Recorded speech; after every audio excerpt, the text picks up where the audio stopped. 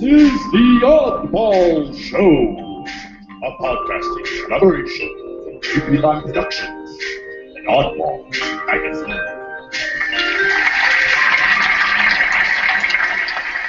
Welcome back, friends, Romans, and loyal listeners. This is indeed the Oddball Show. My name is Prof. I represent JP Productions, and I'll be one of your attendants on this flight, along with my co-host, editor of Oddball Magazine, and poet laureate of this podcast, Mr. Jason Wright. Say hello. Hey, Prof. Good to be back again. We have Pungie on the program today.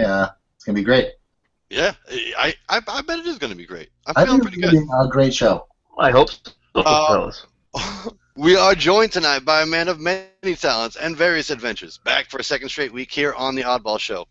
We had a good time last week talking about everything from ghost hunters to ghostbusters, all kinds of stuff about what it takes to work on a film crew here in Boston.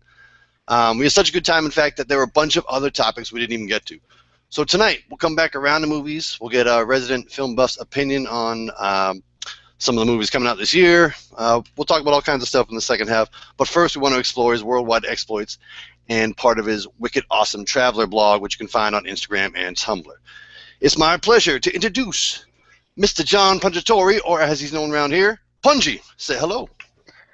What's up? And first of all, I'd like to say that I don't feel like I have that many talents. I do like adventures. Listen, I mean, we talked a lot about your movie production assistant talents, and you're quite the world traveler. So we'll get into that. You're also set dressing now too, baby. Set dressing. Set dressing. Yeah, we talked a little bit about what you do, but we didn't dive into what a set dresser is. So I do want to I want to get that on record. I want to find out what a set dresser does. Oh man, people are gonna pick me apart about that one. But I don't want us to miss out on it for a second straight week. So let's kick things off with talking about your traveling and what you're hoping to build into a traveling show, and what's now your blog going on Tumblr and on Instagram, and which will, again, this week and every week we'll put a pertinent link section up on our blog and up along with all the place that you can get our podcast. So we'll put in all the information on how to get to Pungie's travel blog. But tell us a little bit about how you first got into, where you got the bug to travel. I mean, 'cause it seems like you've been a lot of places. So where did that interest first come from? Well, first off, I appreciate you linking all that, because I even have a hard time finding it, because I'm not very good with the social media. We're masters of the internet. The travel bug. Well, let's see. I didn't get to do a lot of traveling when I was younger. What we did was every year we pretty much, and I loved it, by the way, but every year we pretty much went to Cape Cod, and then a couple times we went to Florida. But as I told you last week, I grew up wanting to be Indiana Jones. And Indiana Jones was not finding the Ark down at Swift's Beach in the Cape. He was finding things all over the planet, and I wanted to go all over the planet and see everything and experience cultures and see everything that is awesome. And so now that I am sometimes able to do that, I do that whenever I possibly can, and it always gives me something to look forward to as well when I'm working, and it's just awesome. It really, I mean, it's something that drive to get cultures that are different from your own, that are as far as distance and as far as style. I think it's something that when I got a chance to travel a bunch in high school, a few select awesome places, and I know that bug that you're talking about. That all of a sudden you get somewhere, and you're like, oh, I got to do more of this. This world is a lot bigger than it seemed like when I was sitting at home, And where was one of the first places that you went that you really felt like, oh, I gotta do a little more of this? Well, the first place overseas that I went to was England, because one of my good buddies moved over to London. This Australian kid, Davin. And so the first stop I ever made was in London, over in the Wandsworth area, and he took me up to Scotland, and I actually took the train to Paris for a couple days, and from there, I mean, that little trip right there, I caught fire with it, after that, and Man, it's I just want to go everywhere all the time now. Where's somewhere that how many continents have you been on? That's what I was going to ask this way. How many continents have you been on? That's a good question. Continents? Well, I've been to I think 42 countries, and Ooh, I've just gone to. I was gonna go continents, and then like have you kill it with? I've been to like 100. You know. Well, I've only been to Europe, and I just went to Africa for the first time not too long ago. I went to Morocco. Awesome. And I'm actually hopefully planning on in the next year. I'm going with my friend from England down to Zimbabwe. A different friend from England. I've been to Zimbabwe. Gonna go to Zimbabwe. Zim in South Africa. I've been to Zimbabwe. Yeah, it was one of the great places I got to go in high school. We won't. No kidding. It would take a long time to explain how I ended up in Zimbabwe, but me and. Did you go to Victoria Falls? Oh yeah, I went whitewater rafting on the Zambezi. Oh man. We no did hippopotamuses ate you or anything? Nope. But I was like one of my. I think that was the second time I had been whitewater rafting. I went somewhere in Maine, I think, the first time, and that was the second time I went in the Zambezi. It's like that's like a Category 5. It's just like awesome, throwing you around everywhere, kind of rapids. It was great, man. It was a lot of fun. We went on. We went to Hawange, the Wildlife National Park, which is just fantastic to drive. A safari park. We did all kinds of stuff. But you should definitely go to Zimbabwe. It's a great place in Southern Africa to see. South Africa is great because it's not like I'm a world traveler, but I know a little bit about South Africa. It's great to see, but it's more metropolitan. Zimbabwe has so much weird and conflicted history, and it's like I don't know. I feel like it has so symptomatic of Southern Africa. So I don't know. Well, I cannot wait. I hope that it pans out. I went to Quebec in high school. Yeah. Nice. Then this happened. So I went to Quebec in high school, and I had we were getting onto the highway, and I realized I forgot my passport, so we had to drive all the way home. And yeah. From here, from Boston? No, from Boston. Well, it was we were getting on 95 in Mansfield, and okay. Turn around and I had to go looking for my passport. No, my birth certificate. I didn't think you were going to need it. But so wait, you were at the border and you had to drive back to Mansfield? No, I wasn't at the border. I was at the border of exit 7 on 95. Oh, for crying out loud! One exit. You got me all. I was about to laugh my ass off, and you just totally took us 10 minutes out of our way. No, I didn't drive 4 hours to Quebec. But it was a nice, lovely city, and they weren't too fond of me on that bus. But that's the story of my life, anyway. Oh, it was a bus. Okay, I get you. It was a high school bus, and it was for the French club because I was that cool. Man, Pungie, what about like Central Africa or sorry, not Central Africa. I meant Central America or South America, somewhere in I have. I just went recently. Sorry about that. Yeah. I just went recently to Central America. I went to Costa Rica, Panama, and Nicaragua. Awesome. Nice. 9-day trip, and I got to tell you, I did more stuff on that trip. I did everything I did on that trip was the first time in my life that I did that. I went surfing for the first time. I went zip lining for the first time. I went canyoning for the first time. I rappelled down the side of a cliff through a waterfall. Then I rope swung off the waterfall. It was freaking ridiculous. And then I went peacock bass fishing in Panama, right off the Panama Canal. Oh my God, man! That trip was awesome. What did you say? You went can what? Can what did you do? You said you did something when you were there. You just said it, and then you went over. Then you said you went bass fishing, peacock bass fishing, which I think we should talk about. What is that? What's peacock bass fishing?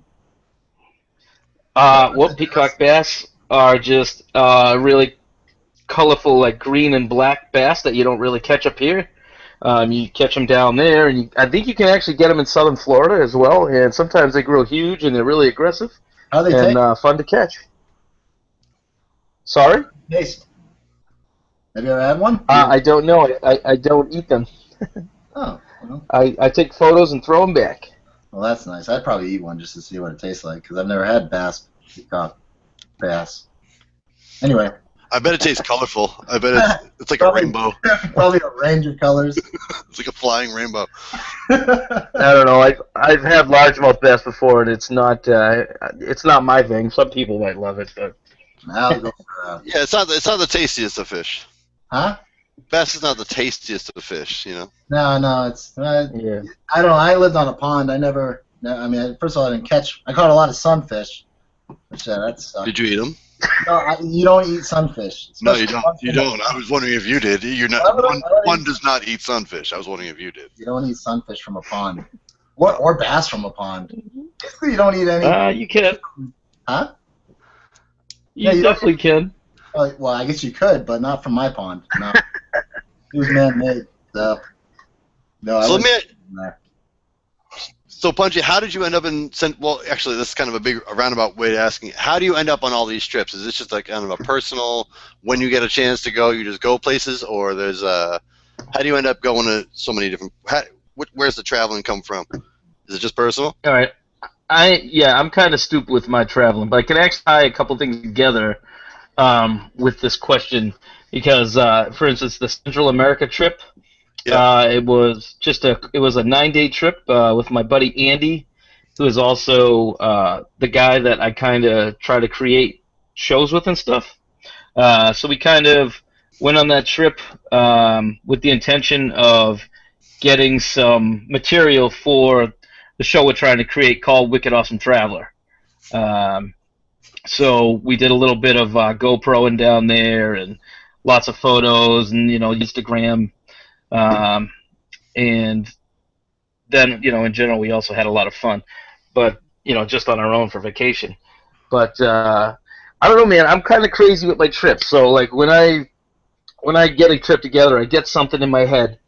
I want to go to this place. I'm going to go to that place, man. Like, I went to Bosnia because I wanted to go to Bosnia because it was close to Croatia, and I was going to Croatia because I was going to Dubrovnik, which is King's Landing from Game of Thrones. So it's kind of like there's like 6 degrees of whatever the hell I want to do. I love that spirit, man. That's really something. Yeah, dude. Like, I seriously, like, I'll be working on a job. I'll be like, I kind of want to go on a trip, maybe after this job or at some point. Where am I going to go? And I'll bust out the map. I'll be like, all right, here's my base is England. I always will go to England. And then from there, where do I want to go? Where have I not gone? What's close to the other places I'm going to go to? Can I go there? Do they need visas? And I start off like that, and I pick out a bunch of places I want to go. And then from there, I kind of just book everything. I do it online all by myself. It usually will take me like, a solid week to get everything together and booked. And I don't know. It's something I like to do. I kind of produce my own trips. That's awesome. And so, okay, so here's the 2-part question. Have you, do you have any interest in an extreme place like Alaska? Does that interest you, or like even extreme hot, does the desert or anything like that? Do extreme places interest you at all? Well, I can tell you, like I said, Bosnia and I suppose that's true. Yeah. Bosnia. I went to Mostar, Bosnia, which is supposed to be one of the like hottest places in all of Europe. I went to Ukraine, and I mean, I kind of go. I will go anywhere. I don't really care if there's something I want to see there, or something I want to do there, or I have a friend that lives near there. I go. I mean, I'm not just going to the beach. I'm not just going to like, sit out and enjoy the, the fresh air. I don't care if it's like 20 below and snowing 4 feet. Like, if there's something I want to do, I'm gonna go do it. I went to Mont Blanc in France last year, which was awesome. Like the top, I went up to as far as I could go up, and it was extremely cold and snowy. And then I went down to the bottom, and it was like 75 degrees. It was pretty awesome, Like, I don't know, completely random stuff, So I totally cut you off. My bad. Hey, Prof.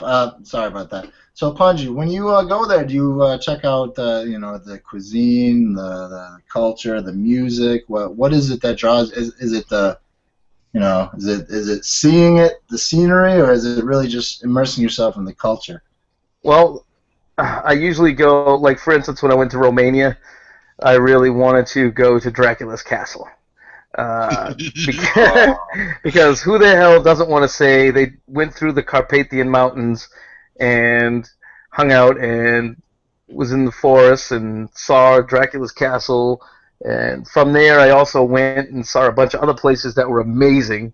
Palace or castle in Romania and Rosnov Fortress were all really close to there, so I saw like these amazing places. But I really also enjoy uh, going there and meeting people and seeing how they live. And I don't mind being surrounded by like a language I don't completely understand because I always seem to find my way around pretty good.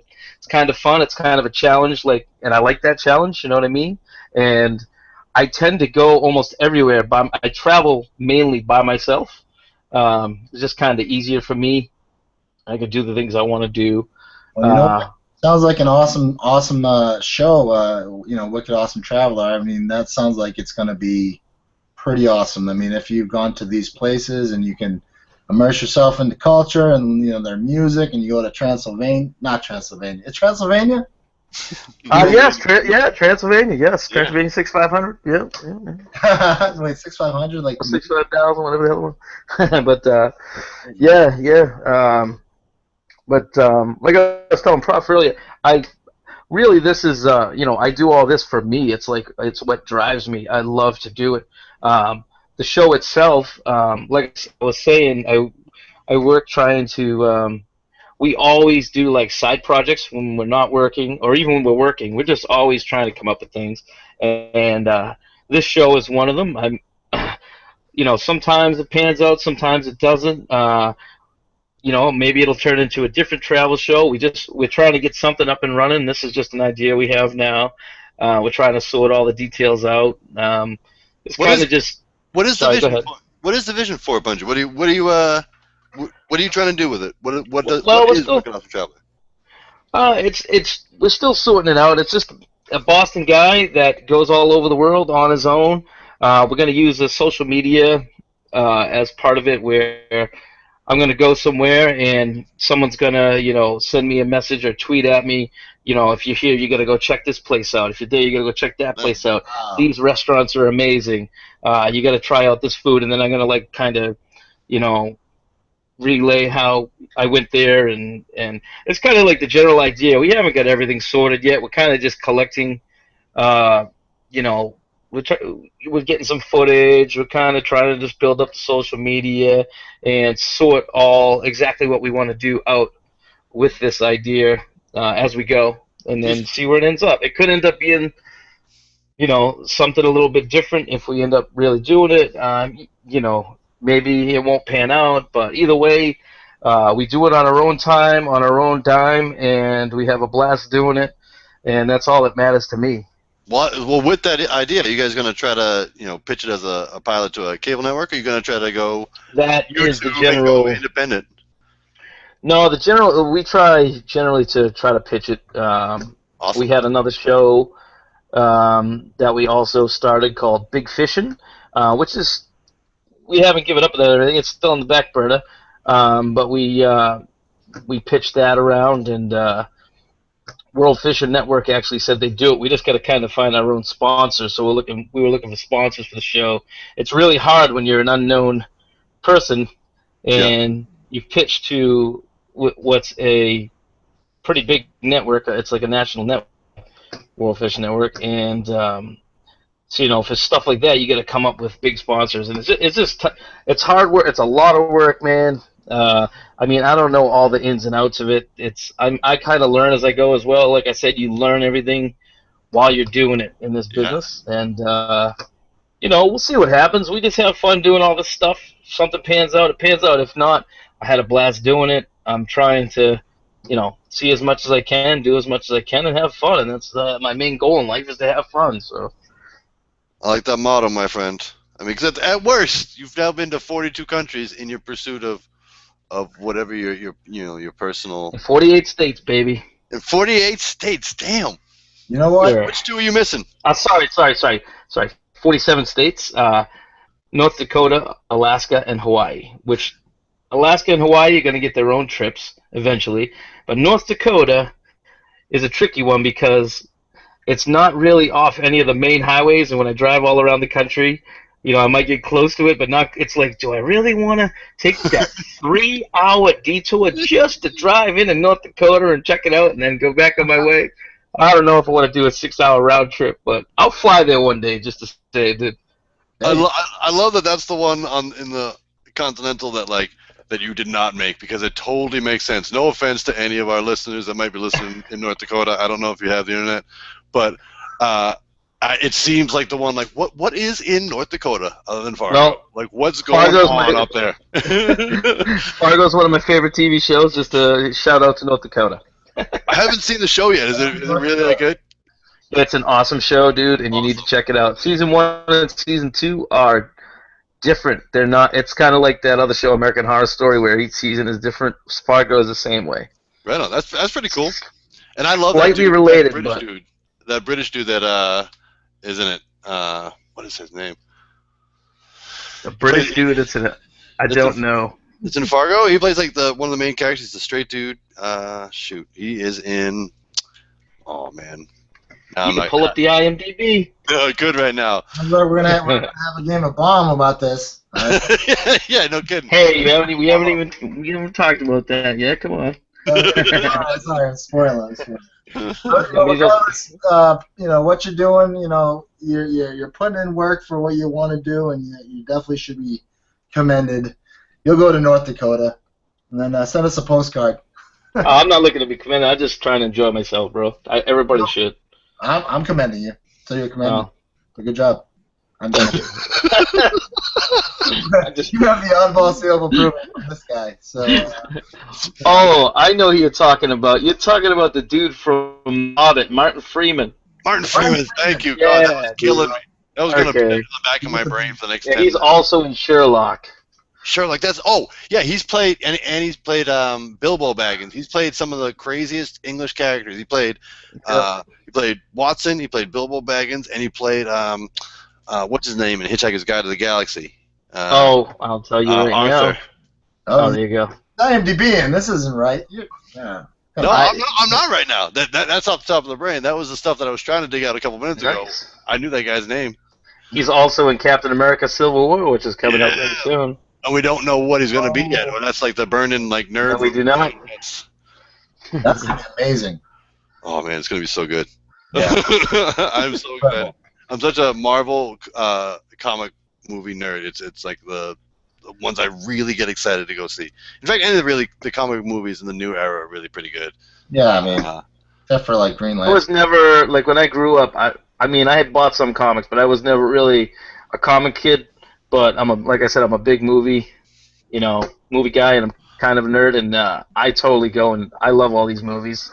I go see everything, and I'm really just getting into it over the last few years. Yeah. There's a Marvel movie every other week, so Seems like it. Two a year. One group movie in the beginning of the year, and one solo movie at the end of the year to break out new characters. Is that Stan Lee's idea there? No. He has nothing to do with it anymore. He just comes in, does his 5-second cameo, and says, "Pay me, bitches." Pay me for all of my glorious characters. Is that what goes on now? Stan Lee just signs off on. I mean, he has a final approval and that kind of thing, and they treat it well enough that it wouldn't ever be a conflict between him and Marvel movie studios. But yeah, he doesn't really. These aren't his ideas. This is all Kevin Feige or Feige, however you say his last name. Yeah. But they do a great job. A lot. I really like to meet Stan Lee. That guy is just all the stuff he's done. First time I saw him was in Mallrats. Mallrats. That's what I was just gonna say. Nice. You gave good advice then. I bet you'll give good advice now. Talk about make a bunch of movies and make a lot of money and bow out. They actually had some random TV show on where people worked for Stanley's company and got to meet him. I forget what it was called, but it was on 2 years ago. Was it on reality Sci-Fi? kind of show. Was it on Sci-Fi? Yeah, it was reality TV. No, it wasn't on Sci-Fi. I don't know what channel it was on. It was just completely random, and I it wasn't that great, but Kind of like The Apprentice, but cool. yeah. Oh, The Apprentice. All right, well, we can talk about that another time. Hey, so let's do this. Jason, you want to do a quick advertising spot, and we'll come back and we can go two different directions. I was thinking with movies. We could talk about maybe what our friend Pungie here is planning on, or where he's headed next, if he has any idea on what his next projects are coming up movie-wise, and or we can just keep on talking. I'm always happy to talk comic book movies. So let's. Comic books are good. So let's do a quick little advertisement real quick to help our non-sponsors, our fake sponsors, but good friends, and we'll come right back. Okay, great. Well, today we're at the Out of the Blue 2 Art Gallery. 541 Mass Ave in Cambridge, Mass. is the dopest place to see music, art, and you can get cool T-shirts there, and you can get a lot of art and stuff. But they have this really great calendar of events on their website, and they have this incredible show that's about 30 bands on April 1st and 2nd. It's called the Fool's Gallery or something like that. I probably should know that. But 30 bands are playing. I want to give a shout out to TJ Edson and Tom Tipton and all those people who are going, putting together the Out of the Blue. It's a really great place. So if you are in the Cambridge area, Central Square, check out Out of the Blue Art Gallery. It's the best. Not to mention, that's where Mr. Chad, I always say Parento. Mr. Chad Parento does Stone Soup open mic every Monday night. The dopest open mic in the world. Yeah, dopest open mic in the world, Stone Soup. That's a fact. That's a scientific fact. I read that somewhere. I believe it has been proven that it is the dopest place in the world, besides Dracula's Castle, to do an open mic. So, did I tie that in like that? I did. That was a nice callback. Thank you. That was nice. I really do think it would be a cool angle for Wicked Awesome Traveler to go to a place like that. Like, I went to Romania because I really wanted to see Dracula's Castle. I went to this place. I want to see this awesome thing. I think it's a cool little, like, I don't know. I think it's cool. I like your drive. Gallery because I really wanted to. Because it's the dopest open mic in the world. It's the dopest open mic in the world. Yeah. Other than Rec Shop That's our sponsor, Out of the Blue Gallery. Check it out at 541 Mass Ave, and tell them Oddball Show sent you, and say hi to TJ and Tom for us. And Monday nights you can check out Chad Parenzo and Stone Soup. So yeah, check them out. It's a dope place. If you mention at Stone Soup that the Oddball Show sent you, you get free admission. I believe that's true. Yeah, if you asked, and TJ will. He'll give you a personal handshake. A very nice, firm handshake, I heard. He has a good handshake. He has a nice, firm handshake. Check out of the Blue Art Gallery. It is the best. All right, so we were talking a little bit of comic book movies. Before we you guys just let me nerd out. Before we go that whole tangent, Pungie, do you have upcoming movie work that's some kind of like cool movie that's shooting in Boston that you want to tell us about? There's a couple films coming. Oh, there's a couple films in town that are going to be about the Boston Marathon bombing, which is a sad subject, but and I guess kind of controversial. But those are in town, and there's also another project coming to town. Nothing I can really talk about yet, but yeah, there's some stuff coming, and I'm happy for that. Well, that's good. I'm happy for you, my friend. He's not saying anything, Prof. You can't get it out of him. I've heard actually is Mark Wahlberg's doing. Did you say 2 movies, Boston Marathon movies? Not 2 of them. Okay. Wahlberg's doing one, and then I think Jake Gyllenhaal is doing the other one. Oh wow. Jake Gyllenhaal, huh? Yeah. That's cool.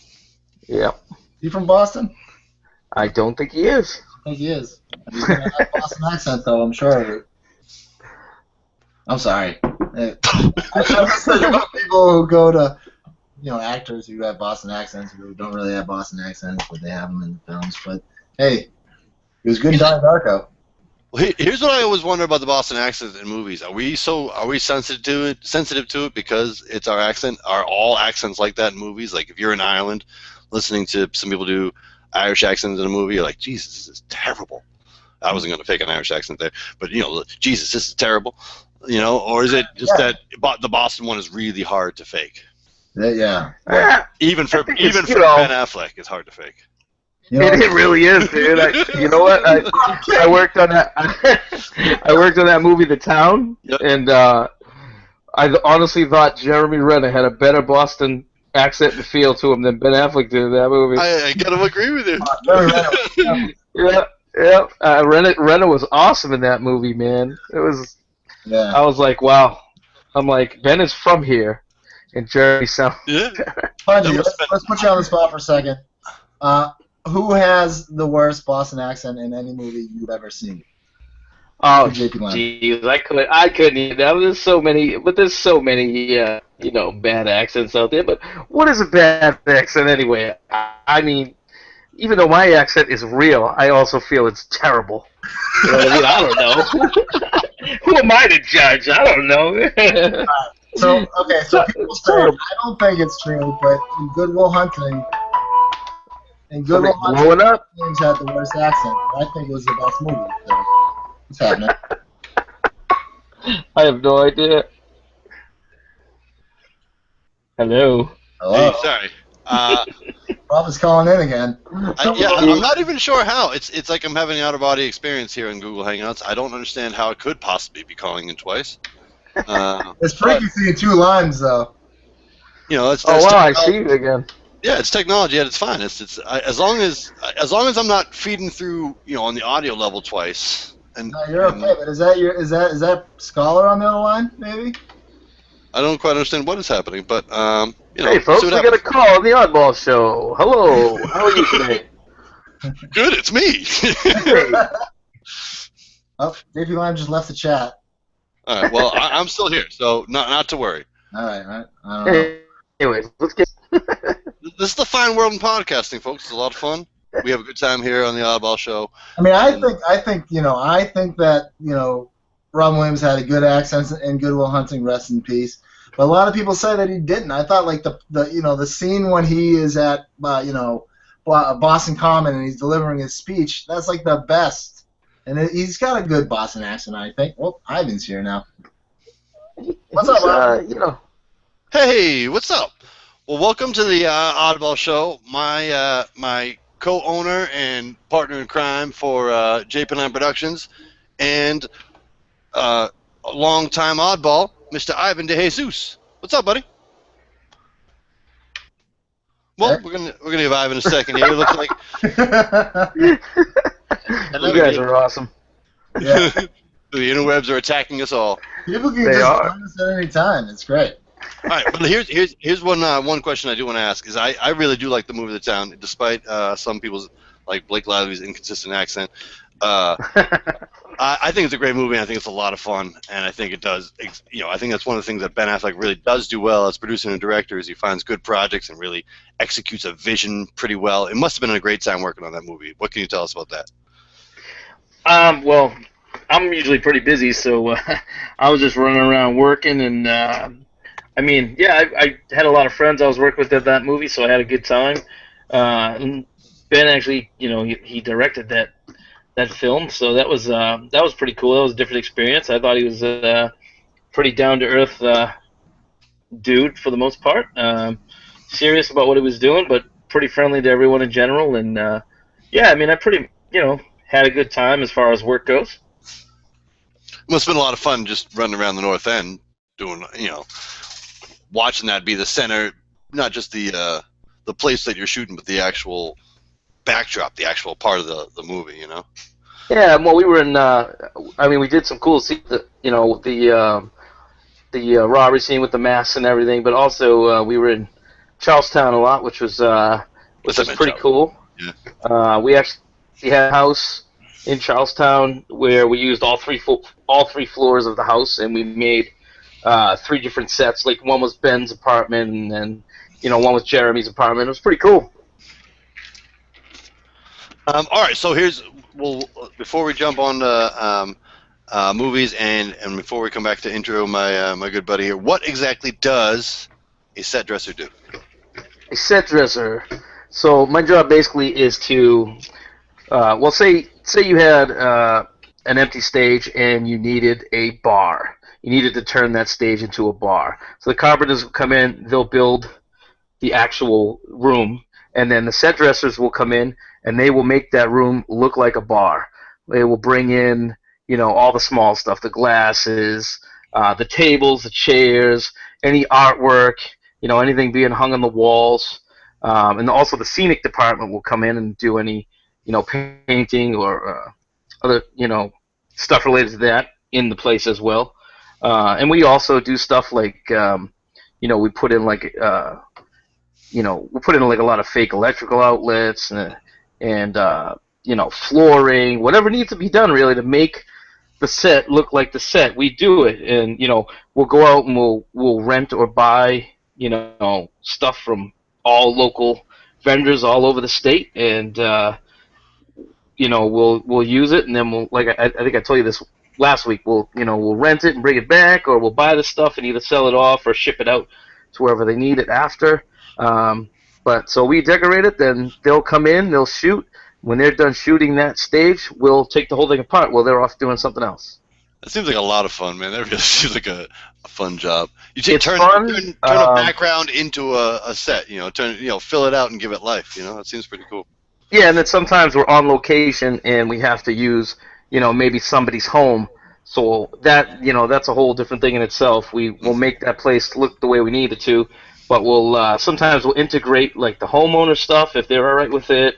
We'll just move stuff around. We might actually clear out their whole apartment. We might actually move them out of their place, redo the whole place, paint it and everything, then move them back in and put it the way that it was originally. It's crazy, and let me tell you, it's like you said, it's fun, but it's also a lot of work, and it can be pretty stressful at times, especially on the with the time constraints, which are usually that's usually what causes all the stress. But yeah, man, I mean, it's definitely an art form, and every different in filmmaking is, and we all kind of flow really well together, and usually everything comes out pretty cool. That's pretty awesome. And as you said last time, there's a lot of guys that you end up working pretty regularly with, so you got to be pretty familiar with each other. So that's got to be helpful and make for a good atmosphere to work in. Yeah, I mean, when you work in the same area for a bunch of years, you're gonna always be running into the same people, and you end up getting on certain crews and working with the same people all the time and getting used to their way of doing things, and you get used to each other, and it's pretty cool. It's you make a lot of friends, meet a lot of people, and I mean, I love it. Right on. All right, so let me transition here. Let me do one thing real quick. Let me say hello to my good friend and co-owner and collaborator and artistic partner, Mr. Scala, a.k.a. Ivan De Jesus. Welcome to the show there, brother. How are you? Yo, what's going on? What's cracking? Happy Tuesday night. Good to see you. Yeah, man. What's going on, Ivan? Not much, man. How's it going? Is it John Pungitore? Is that how you pronounce it? Yeah, you just said my name perfectly on your first try, man. Well, I'm Hispanic. Nice. So, I'm used to. No. I'm serious. I don't know what it is. I feel like if you speak a different language, you have an easier time pronouncing names outside of your own language or outside of English. If English is like your first or second language, like I've noticed that a lot. Actually, I talk to a lot of my Hispanic friends about that. How others botch names that we just look at them once or twice and it's like, yeah, it's Pungitore. What else could it possibly be? Well, a lot of people think it's Pungitore, so thank you very much. Hey. It sounds like your superhero name. Yeah. Oh, yeah, superhero. Pungitore. Yeah. My hip hop name is actually Pungie, Pun-capital G. I like that. Pungie. Yep. There you go. Pungitore. Like that. My hip hop name is Scholar. That's good. You should use that. Yeah, no, I do. Yeah, no, guys, coming on a little late. Busy night as usual, but yeah, I was trying to ping you guys via the text option there to ping me to log on, but I guess it wasn't going through, or it's not clearly visible, so I just logged on as ourselves to re-invite myself, and then once I got on that first time, there were two feeds going. I couldn't figure out which one. I blame Jason.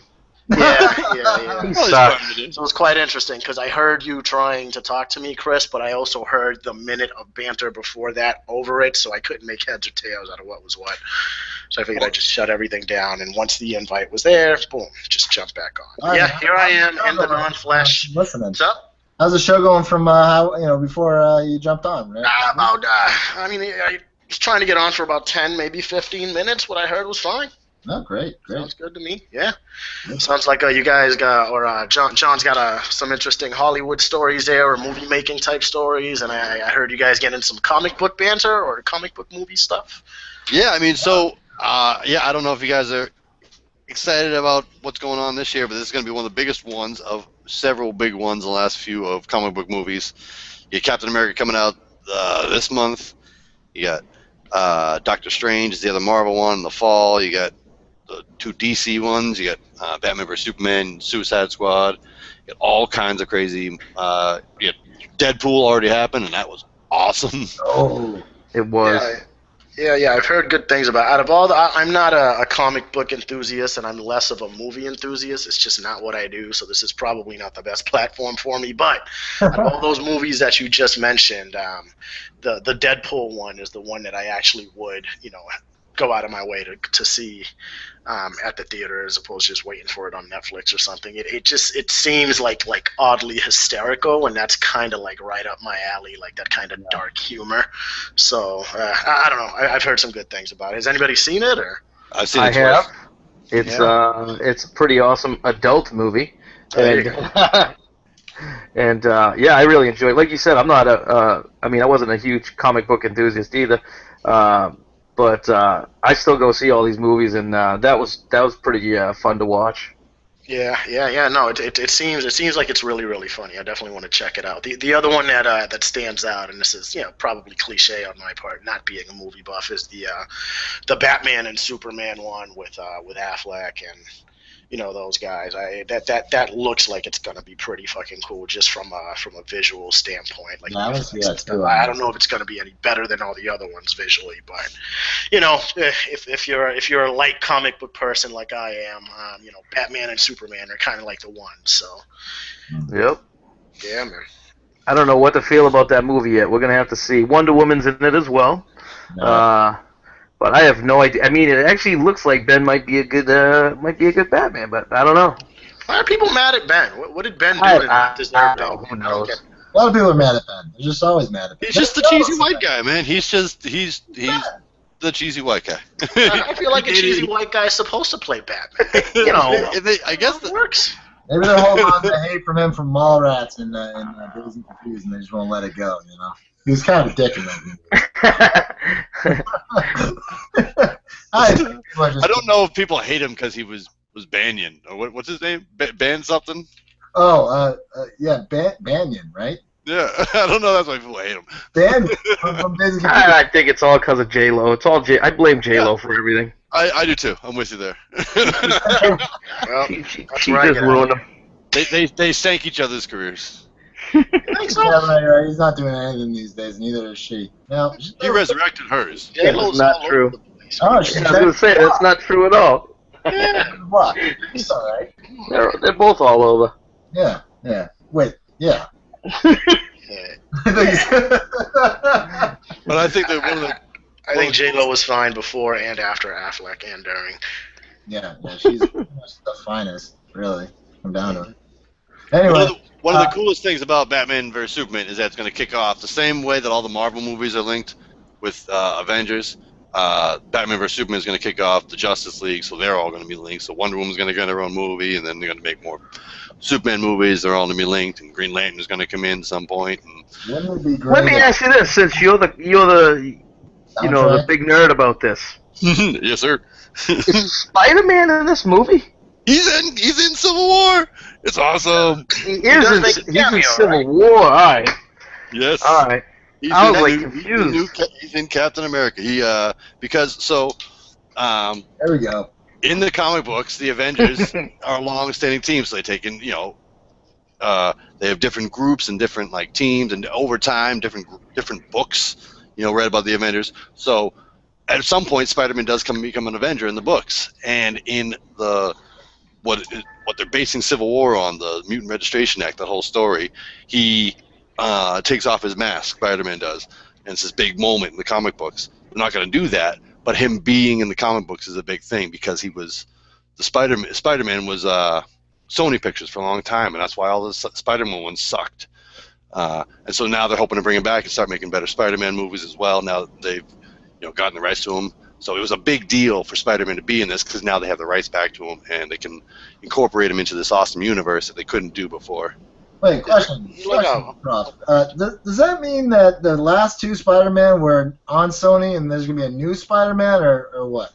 Yeah, all of those were all Sony. Now there's a whole brand new actor. I forget what his name is. He's going to be like a younger kid. He's younger than Andrew Garfield. I thought the last two Spider-Man were good. I thought he was as an actor was good. I hated Tobey Maguire. I thought the last couple movies though they end up hokey. There's no like Fox character or no whatever. heart to them the way the other Electric guy. I don't remember his name. What'd you say? Yeah, Jamie Foxx, Electrico. Yeah, something. Not so much. But so they got the rights back to Spider-Man now. So yeah, that was the big thing. The last Captain America trailer is that at the very end, Spider-Man drops down, and he steals Captain America's shield, and all of us nerds went, "Holy shit!" See, I haven't seen that yet, and somebody was trying to tell me he was in it, and I was confused. Good for you.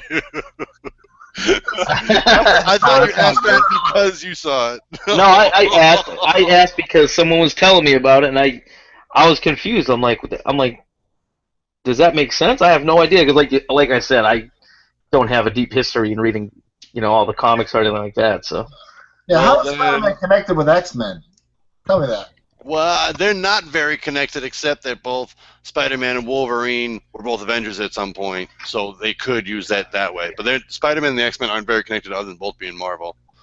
They do all kinds of weird team-ups in different kinds of books, but for the most part, X-Men and Spider-Man are not connected. In this one, and the people from Kick-Ass, I think they're Marvel too, right? Yeah, I don't think they're going to link up Kick-Ass necessarily, but... They're Marvel, though, aren't they? Why do you think every single Marvel person? It is a Marvel book, that's true. Jeez. Marvel, get it together. Put them all together. Let's just have a freaking huge Marvel movie of every single Marvel character that's ever been in any Marvel anything. Well, you joke, but after Captain America Civil War becomes what's called Infinity War, which is a two-part movie, which is like Avengers and Guardians of the Galaxy and all these other ones all mashed together. Is Ant-Man going to be in it? Oh, yeah. He's in this Captain America. All right. Well, you got my vote. So, boys, there's your nerd list for the day. It's going to be an awesome year in comic book movies. Oh, let me ask you this. Yeah. Do you want Daredevil? What's that? Yes. I can't wait for. Are you excited about The Punisher? Yes, I'm a little worried about what's his name as the actor, but I'm super excited that they're doing The Punisher, and I hope he does it well. Because are you a Walking Dead fan? I am. I remember him from Walking Dead, and I think he'll be pretty good. I think he can be good. He can't be the same dude. I hope he's not the same dude, but it doesn't look like it. I mean, I don't know. We'll see.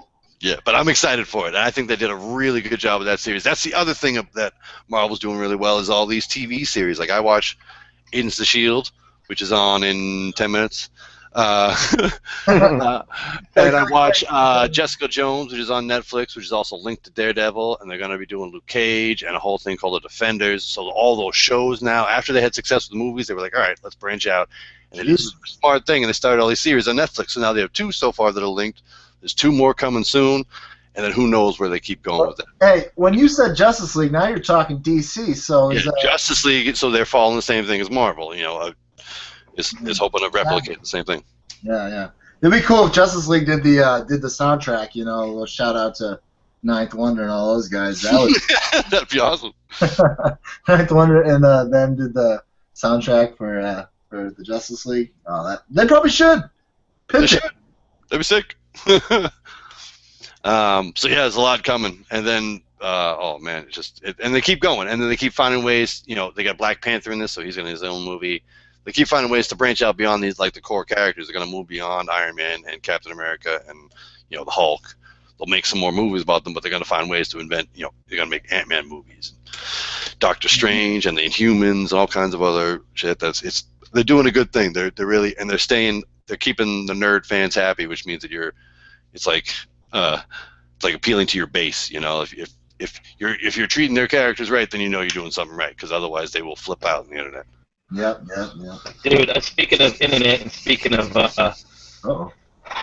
as you just say that, I'm scrolling on my computer here, and boom, Indiana Jones 5 officially announced with Harrison Ford and Steven Spielberg returning. Yes, indeed. Pungie was cutting in and out a little bit there. We were having a little trouble with your sound, but yes, Indiana Jones 5 announced today with Harrison Ford says he's going to come back. That's crazy. That last movie sucked so bad. 2019 it's coming out.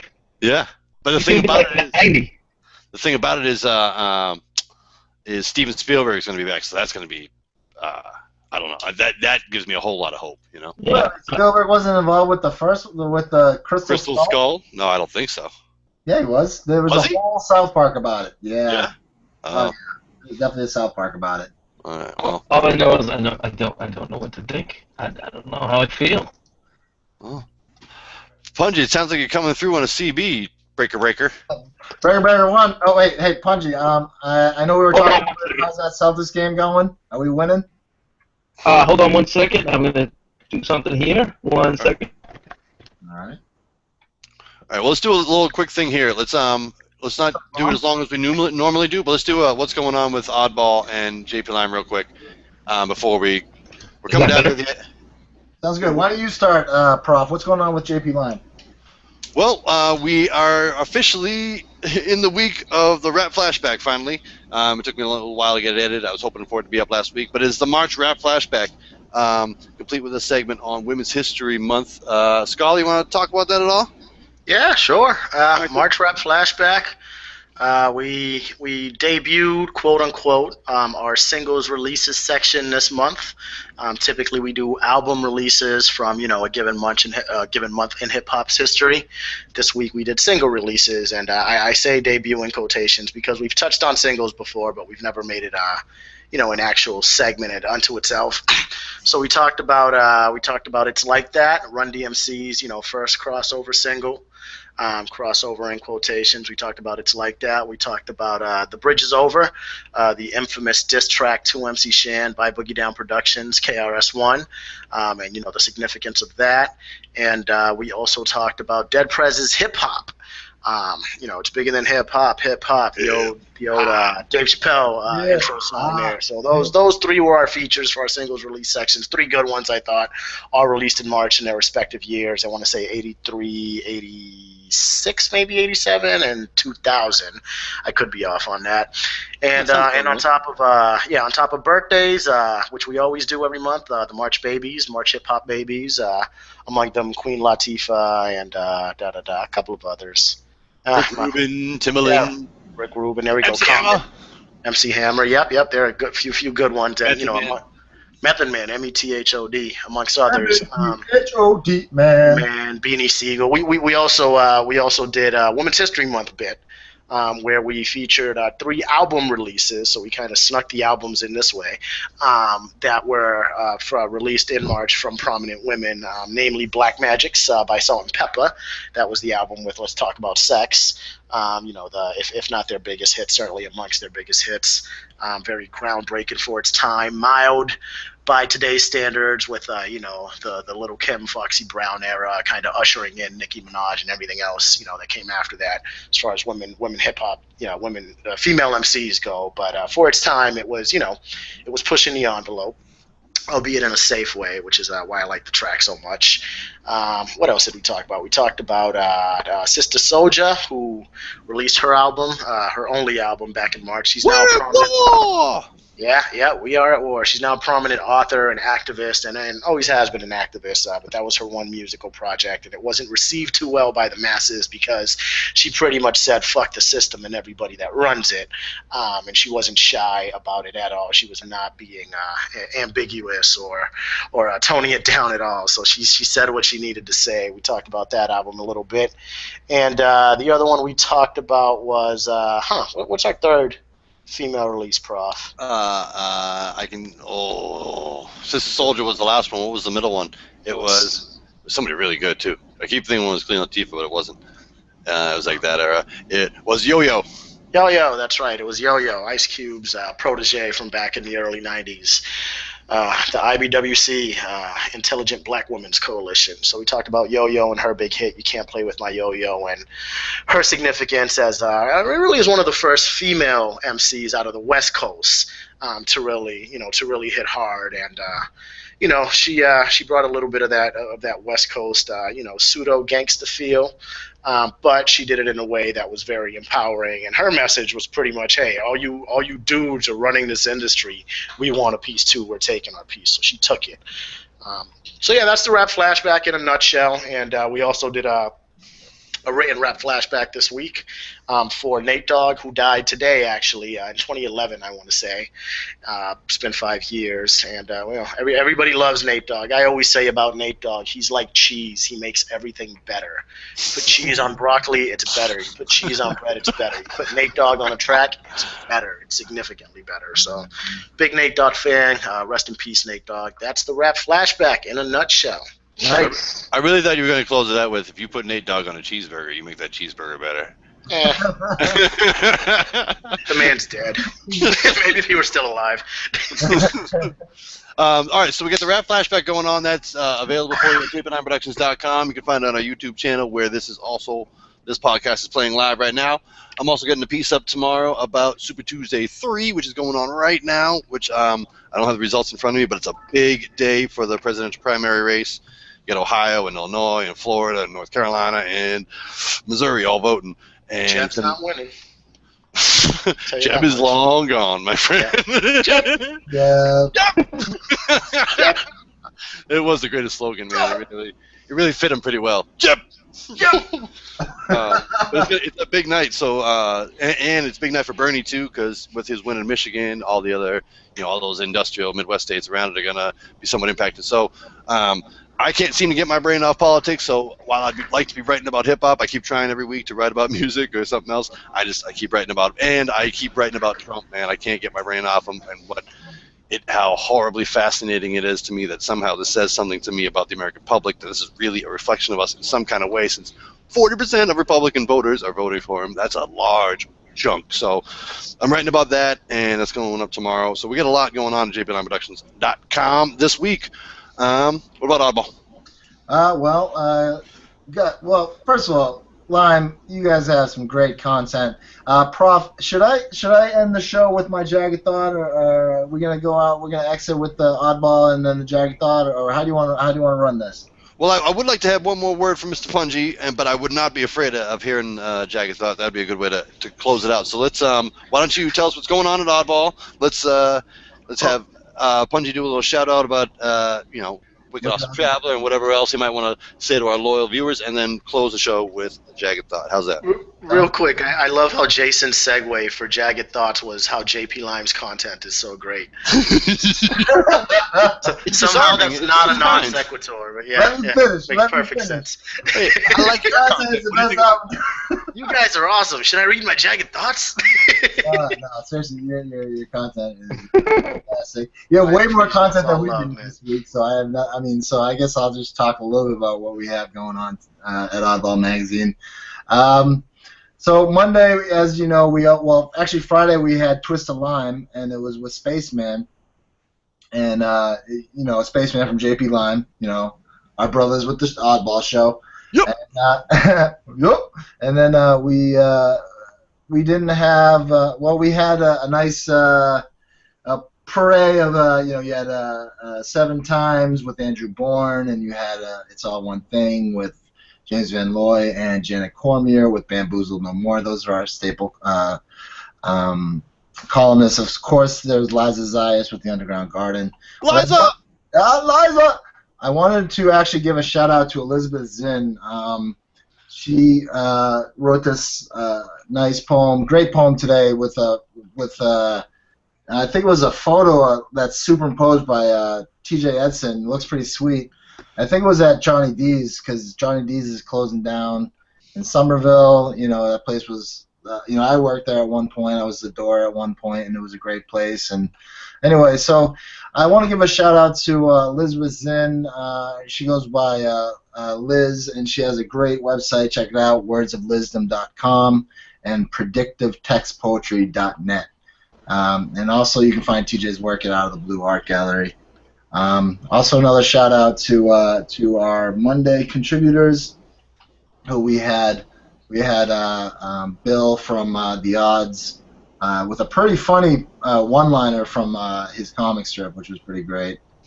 So come back to and then I'll read you my jagged thought, which was kind of sentimental to me today. Cool. I was thinking about a friend who known in the Boston community who passed away, and anyway, so. All right, so that is what's going on at Oddball Magazine. All right, so this is a podcast in collaboration brought to you by Oddball Magazine and jp9productions.com. You can find us at jp9productions.com and oddballmagazine.com, your one-stop shop for both the best poetry magazine in Boston and the Rolling Stone of hip-hop. That's how I want to start saying it now, Rolling Stone of hip-hop. We are a hip-hop magazine, but we like to talk about politics and sports and music and movies and all kinds of stuff up on JP Line, because I know that's important to us, and it's important to the same people who are listening to our music and coming to find the stuff on the site. So that's where we're at. So come find all that information. You can also find us on Twitter and Facebook, Instagram, all JP Lime. You can find me on Twitter at Dr. Prof Esquire. You can find Mr. Jason at Man the Storm. Scholar, you are Scholar_JPL, correct? Scholar_JPL on Twitter and Instagram. Also, you can find us on the Oddball Show on SoundCloud now, too. You check us out there. We're going to be linking up to some podcast networks, so we'll see you pretty soon on the interwebs as well. And our special guest tonight, we've been so lucky to have him, and he's lent so much to our cast the last 2 weeks. Pungie, thank you very much for being here. Where can the people find you, and why don't you tell them a little bit more about whatever you'd like to tell them? Well, thanks for having me. And can you hear me all right now? You're crackling up like you're stepping on your microphone. It's still weird. I don't know what's going on. But that's okay. It'd be cool if you can follow me on Instagram at Wicked Awesome Traveler and on Twitter at Wicked_Traveler. You can find me on Tumblr as well. And that's about it, really. He's a world traveler. He's been on some of the most awesome movies to come through Boston the last few years. So the man's got a lot of experience, a lot of stories. We really appreciate him being here on the Oddball Show. Thank you very much. Being on, we really appreciate you. Definitely your travels, all the stuff you've been doing, and thanks for being on. Thanks for being on twice. It's been an awesome 2 weeks, and we'll definitely have you on again. Yes, this will not be the last times. Well, thanks for having me. Hopefully I will be on again, and I had a blast. So to close us out tonight, Mr. Jason Wright every week writes a column called Jagged Thoughts. To close us out tonight, why don't you share your jagged thought for the week, my friend? Well, thank you, Prof. All right, this poem is dedicated to a bunch of friends that I know. This one is for Brendan Trider. He was known as Blue Collar, and it's called I Do This for Brendan. I do this for Brendan. I've written poems for 16 years. I started in high school. I started when I met Randy. I continued writing with Nick V. I met Amanda. She humbled me. High five for charity. I graduated, grew up, got sick. I wrote poems in hospitals. I wrote books in hospitals. I wrote through love, through tragedy, through triumph. I lost Amanda. I dedicated my first book to her. I lost Nick. I wrote a poem for him. I met Andrew. He showed me Truth as a Rolling Stone. I met Rob. He showed me Murs. Murs taught me to tell my story. Rob taught me what happens when you push someone too far. I met Rena. I promised her too many things. I met Lisa. She made my house a home. I met TJ. He reminded me I was not alone. I met Tony. She showed me how to be cool, to mash and mix. I met Chad. He showed me how to rock a mic, how to keep it hot. I met Joe. Cancer took Joe. I missed Joe. I lost Effie. The world lost Effie. Still not sure why we lost Effie. I met Brendan. I related to Brendan. He was a star, a misunderstood constellation. I do this for Brendan. Today on the way to school, my nephew asked me what heroic meant while playing his dinosaur game.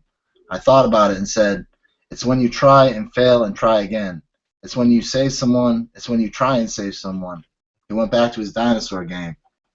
It made me think heroism is when you realize loss and love shape you and you let it shape you.